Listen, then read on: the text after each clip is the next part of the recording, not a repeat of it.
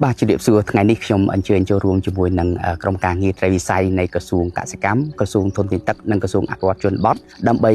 ចុះមើលពិនិត្យវឌ្ឍនភាពនៃការងារដែលមានការសហការគ្នារវាងក្រសួងទាំង3នៅក្នុងខេត្តចំនួន6គឺខេត្តតាកែវខេត្តកំពង់ចាមខេត្តបាត់ដំបងខេត្តពោធិ៍សាត់ខេត្តសៀមរាបនិងខេត្តកំពង់ឆ្នាំងហើយសូមបញ្ជាក់ថារហូតមកដល់ពេលនេះគឺក្រុមការងារត្រីវិស័យដែលជាគំនិតផ្ដើមរបស់ក្រសួងកសិកម្មក្រសួងអភិវឌ្ឍជនបទនិងក្រសួងធនធានទឹកកាលពីប្រមាណ7-2 ឆ្នាំកន្លងមកនេះ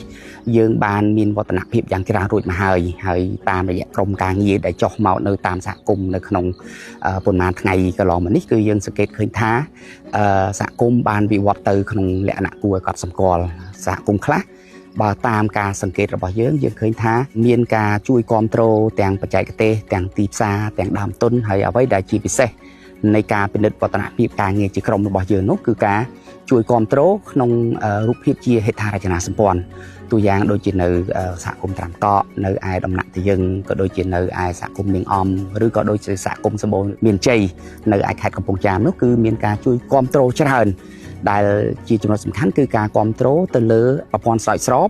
ក៏ដូចជាការគាំទ្រខាងផ្នែកផ្លូវថ្នល់ដែលអនុញ្ញាតឲ្យសហគមន៍មានការតបជាប់ពីចំការទៅកាន់ទីផ្សារប្រកបដោយប្រសិទ្ធភាពជាទីបំផុតហើយទាំងអស់នេះគឺជាអត្ថប្រយោជន៍រាជរដ្ឋាភិបាលអាណត្តិថ្មីក្រោមរូបភាពនៃចក្រវិភាពប្រព័ន្ធទូអង្គតែមួយព្យាយាមធ្វើឡើងដើម្បីជួយជ្រោមជ្រែងដល់បងប្អូនប្រជាកសិករនិងអនុវត្តនទីជនបទរបស់យើងហើយសង្ឃឹមថាអ្វីដែលយើងបានឃើញតាមរយៈក្រុមការងារត្រីវិស័យនេះនឹង